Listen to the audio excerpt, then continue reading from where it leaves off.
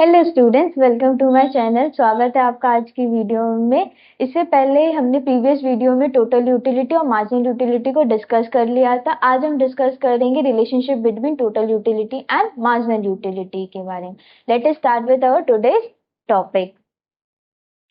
यहाँ पे देख सकते हैं मैंने एक टेबल ड्रॉ कर रखी है। उस टेबल को मैंने 3 पार्ट्स में डिवाइड कर रखा है। फर्स्ट पार्ट आपका क्वांटिटी का है, सेकेंड पार्ट टोटल यूटिलिटी का और थर्ड पार्ट है मार्जिनल यूटिलिटी का। इसे अच्छे से समझाने के लिए मैं एक एग्जांपल लेके चल रही हूँ कि मुझे बहुत तेज भूख लग रही है। जब मुझे भूख लग रही है तो मैंने एक पिज्जा ऑर्डर किया। उस पिज्जा के 6 स्लाइसेस हैं। अब मैं 6 स्लाइसेस जो है पिज्जा के, उसमें से कोई भी स्लाइसेस को मैं कंज्यूम नहीं कर रही हूँ। जब मैं कोई भी स्लाइस को कंज्यूम नहीं कर रही हूँ तो मेरी क्वांटिटी क्या है, 0 है और टोटल यूटिलिटी भी मेरी 0 है, मार्जिनल यूटिलिटी मेरी कुछ भी नहीं है।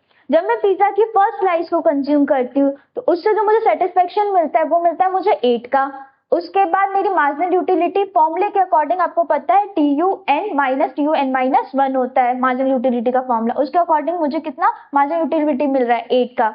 उसी के बाद जब मैं सेकेंड स्लाइस पिज्जा की कंज्यूम करती हूँ तो मुझे उससे जो सेटिस्फेक्शन मिलता है वो उस लेवल का नहीं मिलता है, मुझे थोड़ा सा कम सेटिस्फेक्शन मिलता है। तो कितने का मिल रहा है मुझे, 14 का। और जो मेरी मार्जिनल यूटिलिटी है वो है 6।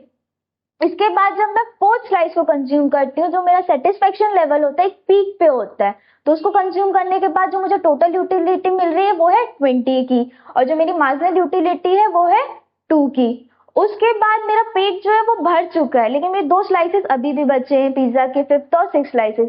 लेकिन जब मैं सोचती हूँ कि मैं 5th स्लाइस को भी कंज्यूम कर लूँ, तो जब मैं 5th स्लाइस को कंज्यूम करती हूँ तो मुझे सेटिस्फेक्शन किसी चीज का नहीं मिल रहा है। मेरा जो टोटल यूटिलिटी है वो 20 है और मार्जिनल यूटिलिटी मेरी 0 हो जाती है। उसके बाद मेरी एक स्लाइस और बच रही है पिज्जा की। अब मेरे मन में आता है कि मैं इसको वेस्ट क्यों कर दूं, मैं इसको भी कंज्यूम कर लेती हूँ, क्योंकि मेरा मनी और फूड दोनों वेस्टेज हो जाएगा अगर मैं उसे कंज्यूम नहीं करूंगी। मैं 6 स्लाइस को भी जबरदस्ती कंज्यूम कर लेती हूँ, लेकिन उससे क्या होता है, मुझे वॉमिटिंग सा फील होने लगता है। तो मेरा सेटिस्फेक्शन लेवल क्या होता है, डिक्रीज हो जाता है। तो मेरा जो टोटल यूटिलिटी होता है वो 18 हो जाता है, जो मेरी मार्जिनल यूटिलिटी होती है वो नेगेटिव में चली जाती है। इससे आप एक चीज ऑब्जर्व कर सकते हो कि जो आपकी टोटल यूटिलिटी है पहले तो इंक्रीज होती है बट एक टाइम के बाद मैक्सिमम हो जाती है और लास्ट में डिक्रीज होना स्टार्ट हो जाती है। वो ही आपका मार्जिनल यूटिलिटी के साथ होता है। मार्जिनल यूटिलिटी आपकी धीरे धीरे क्या होती है, डिक्रीज होती है, उसके बाद नेगेटिव होना स्टार्ट हो जाती है। इसी टेबल के ऑब्जर्वेशन पे मैंने ग्राफ बना रखा है। ग्राफ को मैंने 2 पार्ट्स में डिवाइड किया है। पार्ट ए में मैंने ले रखा है total utility curve, part B में मैंने लिया है मार्जिनल यूटिलिटी कर्व।